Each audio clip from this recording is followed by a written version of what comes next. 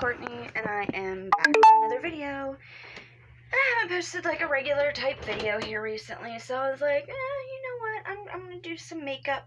Nothing special, just chit-chat and makeup. I have some videos coming up soon. I got my husband a cover for his recliner.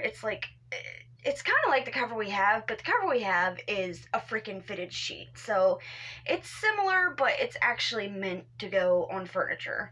So it should be better quality than just a thin little sheet, and it probably is softer and probably nicer. I hope so. Just $30. So I'm going to review that, and I also have like pure white concealer on the way from Amazon. Which one did I end up getting? I had the ColourPop Pure White one in my cart, and then I also had the LA Girl Pure White one in my cart. I'm not sure which one I ended up getting, but either way, I think I might have ended up getting the LA Girl white foundation. And the reason why I did that is because obviously I'm not going to use pure white on my eyes. I think the reason why I ended up picking that though was because I'm going to mix it with other things. They have like a pigment thing that they sell, but I don't really know how to use that. I don't know that it would work well with like cream products or like liquid products, and then mixing that in, would it dry it out? I don't know. I'm not really comfortable with that yet. Once I get comfortable with the liquid version, maybe the white can come into play, some other time. Because it's driving me insane. I can't get a color match. I just can't from anywhere, except I love the CoverGirl True Blend Undercover Concealer. And it's the lightest shade that they have. I don't see the name of it right here. Can't remember. It's Fair something. And as you can see, that baby's scraped clean. That can't be for me. Nobody coming to my house. So I got this recently. It's the Wet n Wild Mega Last Incognito concealer, all day full coverage concealer. Yeah, so it looks really light, but it just still has that orangey hue to it when it dries. And it's just, I'm just so pale that nothing is light enough. So I figured that I have 50 concealers. Every single one of them, if I add a white to it, I can make them work. So I want to use up all the ones I already have. Plus, I don't want to use this anymore because the fact that it's not cruelty-free. It's the one product that I have that is not cruelty-free, and I've been trying to get away from cruelty-free or non-cruelty-free products just because, I mean, save the turtles, man, you know? I'm kidding. I know that has nothing to do with each other, but you know what I'm saying. I bought some, but I did buy some metal straws. So, and whenever I go to McDonald's or something, I wash, I know it sounds so weird, but I wash if I do use a plastic straw, I have a little pipe cleaner, and I clean them, and I use them like 15 times before I will throw it away. Just because, I don't know, I hate wasting plastic like that. So, and not only that, but it's just really bad. But I know, I'm aware that I'm a complete and utter hypocrite, just like most other eco-friendly people. There's certain things that you really, really try to do to help the environment, but then there's other ways that you don't think about it at all. Like, we use plastic plates or like styrofoam plates sometimes because it's convenient, but I am aware that it's not environment friendly. So as much as I do try, I've been, I'm not buying any more makeup wipes. Oh yeah. And for any of you that aren't aware, these Equate Beauty pink grapefruit oil-free cleansing towelettes burn your eyes.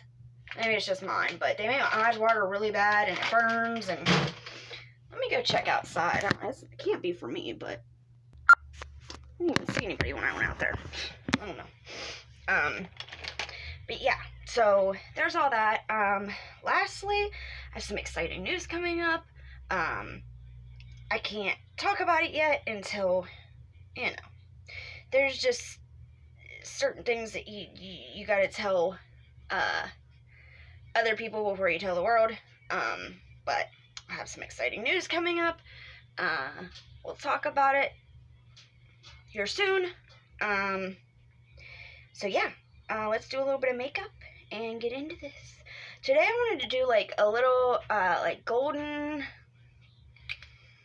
because I don't do it like very much, which I guess this isn't really neutral either because I'm going with gold. Like gold and like this mustard color, this burnt orange color, like my vintage Harley Davidson shirt on, so you know, this shirt's older than I am probably. But anyways, I'm gonna use my Wet n Wild Kurumi palette, and I'm so freaking mad. I'm gonna buy another one around tax time, because, you know, tax time's that, like, when you get things that you've been wanting, but you're like, I'll just wait, like, whatever. I'm gonna buy another one of these around, you know, when we get our taxes. Just because I busted this one, and I love it so much. It's such a nice palette. It smells like strawberries. I don't know. I don't think it's just mine, though. It can't just be mine. But yeah. Love it. And it's just busted to pieces. And I want another one. So, I'm going to get it. I think it's only like 13 or 14 bucks anyways. So, if I really wanted it, and I told Mike that I wanted it, he would not care if I bought it. But, you know. It's just one of those things, like, I don't need it right now. So, until we just have some extra money, I'll wait. But anyways, I'm still going to use it today. And I'm going to use this, I can't even show you guys really, this beautiful glittery gold right there. I already started losing some of my eyeshadows.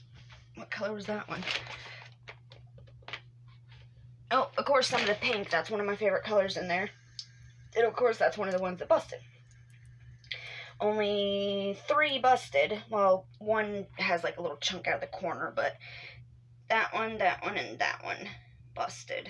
And, of course, you know. Of course, the black had to bust. Like, duh. If anything's gonna bust, it's gonna be a black. But look how pretty that is. It's just so pretty. Where is my, use my magic spell palette as a mirror. Oh, so pretty. I love this gold.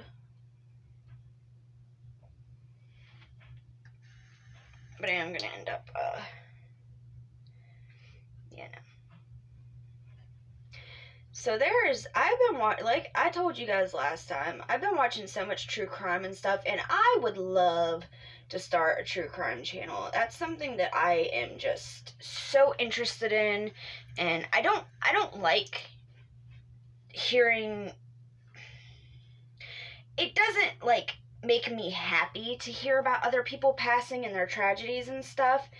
I don't know what is so fascinating about it.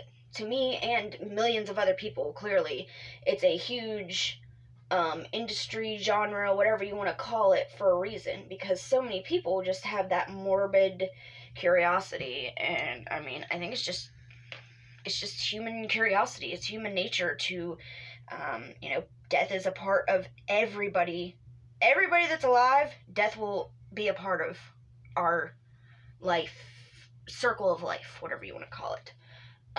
So I think people that are really terrified of death, I think that it's kind of not sad, but I think those people might just be a little bit in denial that it's just a part of it. Like, it doesn't matter if you run from it, doesn't matter what you do, one of these days, you're gonna die. I mean, it is what it is. Maybe one day, they'll find the fountain of youth or whatever, but even then, you probably still die.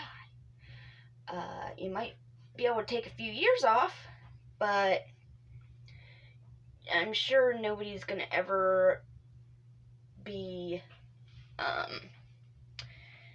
infinite. So, I don't know. I just have this curiosity for all things creepy, spooky, unnatural, all that. And I've been watching a lot of the crime shows and that kind of stuff, and I've just noticed so much lately. And I don't know if this is due to kids being home from school and not, like, parents not being able to get away from their kids, parents being home from work because they've lost their businesses, they've lost their jobs, they've lost every freaking thing.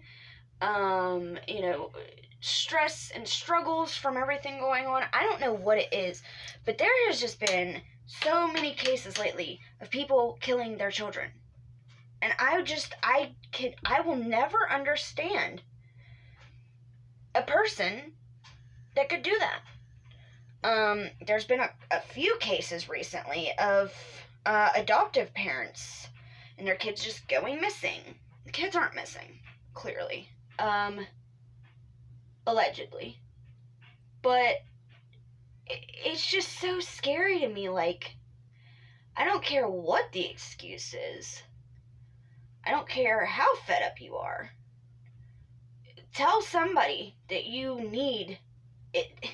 If I would call my mother-in-law and say, if you don't take these kids for a couple of days, I'm so stressed out, I would do A, B, and C, and D. Do you think that somebody would not help you out? Do you think that my mother-in-law wouldn't be like, I will come get them right now? Yes, she would. Because nothing is worth that. Like, what? These people can't be happy with their choices after the fact. And if they are, then they need to stay locked up forever, in which they should be anyways. Because if you hurt a child, that should be an automatic life sentence, in my opinion. That's just my opinion. But there's just so much craziness going on in this world. I'm going to go in with this mustardy looking color right there. I can't even show it to you. I would tell you what the color's called on the back, but I can't turn it over, obviously. Pain in the ass. Okay, so this isn't as dark as I thought it was going to be. So we're going to find something else to darken that up a little bit. It's a pretty color, it's just not as dark as I thought it was going to be. I guess it's not as bad as I thought it would be. Or as it looked at first. But yeah, like, what the frig is going on with these people? I don't care if you are stressed to the max. Somebody will help you. If you would just go to them and say, listen, I'm about to have a mental breakdown, or whatever. Like, why wouldn't you rather do that than take anybody's life? How is that ever the best option for anything? Except for in, one of very few cases that I can think of where somebody probably should just go away. And I'm sure y'all know what those cases are. I don't have to say them. But they are very few times that I think that would be an acceptable punishment. But yeah, so I've just been like baffled at the amount. I watched a video last night about JC Dugard, which I think we've all heard that story. The girl that was kidnapped for 18 freaking years. Her captor, she had 2 kids by her captor, and it's him and his wife were both in on it, and they lived out in the backyard in sheds. Well, JC did. Had her kids call her their big sister. Like, I think it's amazing that she was rescued, but like, how do you ever go back to normal? Or like, even those kids that didn't realize how bad the situation was, how do they then get any kind of normalcy ever? Like, how does that work? Because the person that they knew as their mom and dad turn out to be these monsters, and the person they're abusing turns out to be your mother, and you turned out to be a product of said abuse. Like, how could you ever go back to normal after that? I just don't, oh my God. I cannot imagine these people's, especially the ones that come back later and come and, say, oh, this is how I'm doing now, and, like, they just look amazing, and they're doing amazing, like, God dang. Because, I've struggled with a lot of trauma in my life, but none of it was like that. None of it was that deep. You know what I mean? I've struggled with loss, and child loss, and SA, and lots of, and drug abuse, and addiction, and nothing can compare to some of these stories. And then these people go on to be great. And I'm sure that, they're not going to come on and say, oh, I struggle every day. Because that's not what people want to hear. They don't want to hear the real parts. I'm sure that even if they are at a good place, it took a lot of work to get there. It took a lot of therapy and just, I guess some people actually, it just depends on the person, I guess.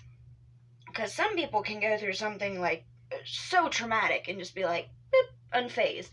But then other people, something small can happen to them and it just ruins them for life. And it doesn't make them weak or anything. It just, like, I don't know. It's just crazy to me. I can never imagine what those kids... And JC, yeah, what she went through is horrible, and obviously it's even more horrible than what the kids went through. But to find out, like, JC knew what was happening was wrong. You know what I mean? And she had to keep that secret from her children and tell those children that she was their sister. Oh my God. Disgusting. I can't imagine. And then for the kids, on the kids' side, like, to come to the realization that your father is a child molester, and that you are a product of child molestation, and that, like I said, your sister's your mother, and your mother is nobody to you. They're, your bio father's wife, like, what, you wouldn't even... And I'm sure that would be hard, like a really, really hard struggle, internal struggle. Like, do I still want something to do with my dad? Because obviously he's still my dad, and all growing up still happened, and he was still good to me or whatever. I don't know. I don't think he ever abused his own children. I'm not sure about that, but if so, and even if they had a really good childhood growing up and stuff, and they didn't know what was happening, like, what kind of internal dialogue would you have with yourself about that? That would be a really big struggle on, should I forgive this person? Should I maintain a relationship with this person? Should I, for the sake of my actual biological mother, should I hate him because of what he did to my mother? But it's not that easy. Just like these people that, find out their family members are these disgusting killers and this and that. I cannot imagine. There's just so much that we don't think about when it comes to these cases, and man, it's just insane to me. I'm looking for something to deepen my crease, but I'm not seeing much. I need this little brush. But yeah, sorry, that was a little, went a little off subject, or not off subject, but like a little out in left field with it. I wasn't planning on having a whole dang video conversation about, just survivors, and survivors, the end of their story doesn't end with them getting rescued, or them getting away, or them, you know what I mean? Just like, and I mean, I guess I can understand in a way, because just like with domestic abuse victims, your story does not end as soon as you've left that relationship, because there's a lot you have to get through to finally just come to terms with what happened and the situation, and it's crazy. Speaking of domestic violence, I made a tweet the other day that said, and when you constantly bring your personal situations to YouTube, don't, and then you collect money for everything that happens, any little, inconvenience that happens in your life, you're collecting money for it and saying, oh, I need money for this, or I whatever, somebody did this to me, give me money. And you collect money for that, but then you want to get all pissed and offended because people are concerned about that situation, the situation that you brought to the internet. Like, the entitlement is unreal. You want to get money and benefit from a bad situation, but then you don't feel like you not owe an explanation, because I guess you don't owe anybody anything, but you can't be surprised when people are going to want to know what's going on with said situation. Like, you just can't. That's what's going to happen.